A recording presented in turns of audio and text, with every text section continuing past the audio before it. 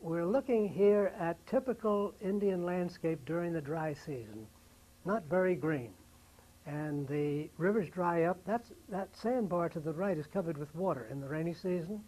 Every inch of the land practically is cultivated. There are very few jungles left in India, except up in the Assam Valley.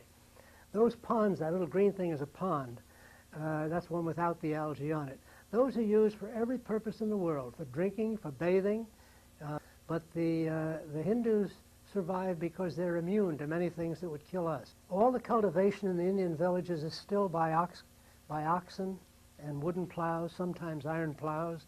Very little machinery half a century ago, and the country is simply so big and there are so many people and they're so poor that they can't afford the machinery. And the people and scenes you see here could have been taken 10,000 years ago, 3,000 anyway. They dress the same as thousands of years ago. It's a biblical scene. The people you notice are almost black. That's because they're low caste. The Hindus, a fair-skinned people, came from the north and found these black people. They tried not to intermarry with them, and in order to do that, they set up the caste system, which has now gotten very complicated. Typical oxen travel. Very few cars on the road once you get out of the main cities. Typical laundry, no soap. You beat the dirt out. This is a commercial laundry where we had our uniforms done. Now you have women banging the laundry on the banks of the river, and like there. Everywhere you go in India, people are doing the laundry. That's because they're a very cleanly people, even though they live in a primitive way. This is the little town of Karagpur. This is the Indian side of the railroad tracks. Literally in India, the wrong side and the right side of the tracks is the way it is. The British all did live in fine houses on the right side of the tracks, and the Indians lived in shack-like places on the wrong side of the tracks. There's no running water in the houses. You have to go to a town pump. And this is the bazaar here, the stores where everybody shops. And the place is full of uniforms. This is a clothing shop. You see they have these wraparound garments. You don't have to make them into dresses. This is the shoemakers. And that, of course, is one of the town pumps. Another one. There's typical houses in the poor section. This is a typical poor family. 43 members in this family. These are members of the same family. What they're doing is they're chopping up forage for their cows. This is another family. 4 generations. Now we're making a trip to Old Delhi, which with New Delhi is the central capital city of India.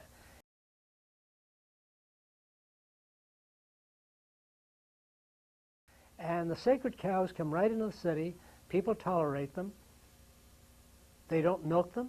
They don't eat them. They're just there.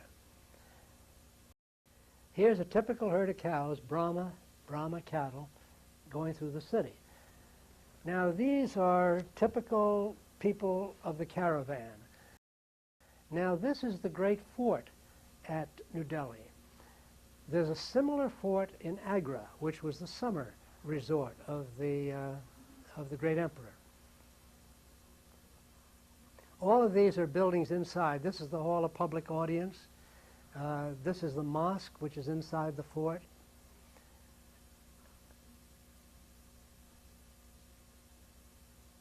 This is the harem, where the ladies spent the day.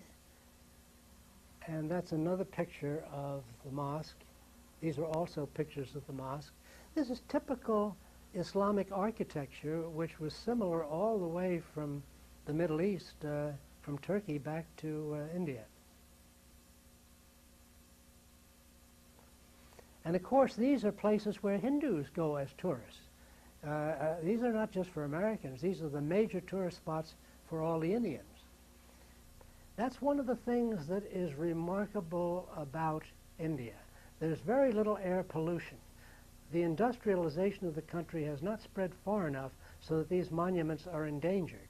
In Egypt, the air has become so bad in spots that the temples that were in good shape during my grandfather's age are now falling apart. Since they've dug the sand from around them, which protected them for 2,000 or 3,000 years, they're now endangered. But these buildings are still standing up pretty well. At least they were when I was there half a century ago. These camels come down from Tibet. These are on the Great Route, the Silk Route. And that is the end of the pictures of India.